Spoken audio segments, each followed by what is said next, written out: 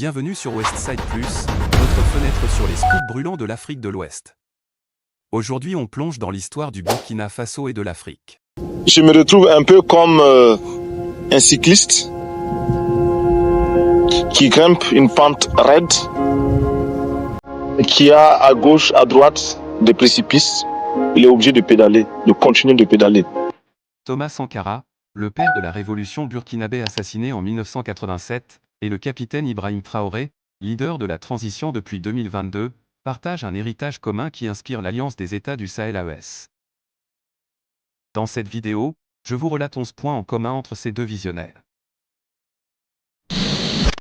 Point numéro 1, jeunes officiers militaires au pouvoir. Tous deux sont de jeunes officiers militaires qui ont pris le pouvoir par des coups d'État. Thomas Sankara, à 33 ans, renverse Césaire-Beau en 1983. Le capitaine Ibrahim Traoré, à 34 ans, évince Paul-Henri Damiba en 2022. Leur jeunesse symbolise un renouveau face à la corruption des élites. Le second point commun est leurs engagements pan-africanistes. Un engagement farouche pour le pan-africanisme et contre l'impérialisme.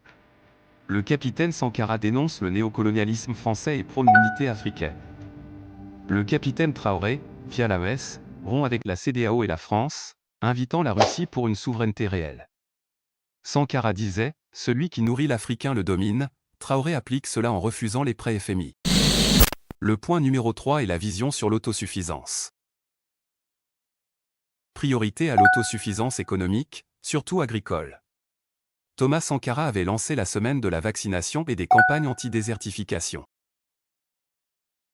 Le capitaine Ibrahim Traoré investit 104 milliards de francs CFA en intrants agricoles pour transformer les zones arides en greniers, visant l'autosuffisance alimentaire d'ici 2026.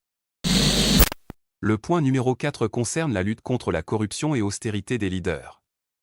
Intégrité exemplaire et lutte contre la corruption. Thomas Sankara a réduit son salaire et vendu les Mercedes présidentielles pour des Renault 5. Le capitaine Traoré refuse les luxes et réinvestit l'or national, 11 tonnes collectées en 2025, et rembourse la dette locale sans prêts extérieurs. Le point 5 se porte sur la promotion de l'éducation et de la formation des jeunes. L'engagement pour l'éducation de qualité. Sankara multiplie les écoles et alphabétise les masses.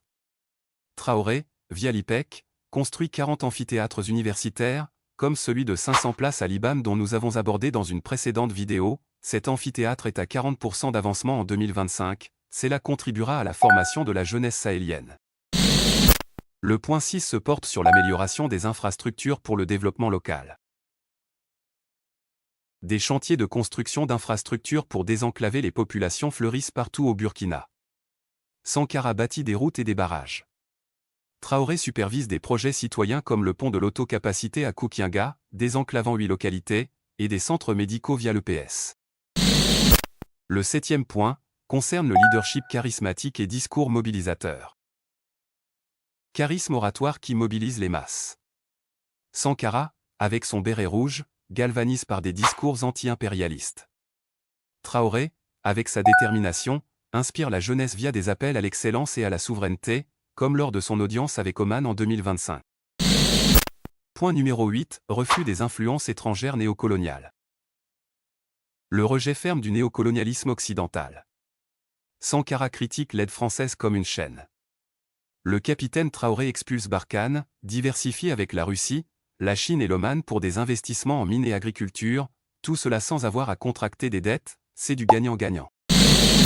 En position numéro 9 nous avons la promotion de l'unité nationale et de la cohésion sociale. La promotion de l'unité nationale. Sankara renomme le pays Burkina Faso, pays des hommes intègres. Le capitaine Traoré facilite le retour d'1 million de déplacés internes et encourage l'action collective, comme à Koukienga. Le 10e point concerne la vision commune pour un Sahel uni et une Afrique indépendante. La vision d'une Afrique unie et indépendante. Sankara fonde l'OAU anti-apartheid. Traoré crée l'AES avec Mali et Niger pour une coopération sécuritaire et économique, défiant la CEDEAO. Le dernier point porte sur l'héritage en tant que symbole de résistance et d'espoir. La statue de symboles intègre de résistance. Sankara reste un héros pan-africaniste malgré son assassinat.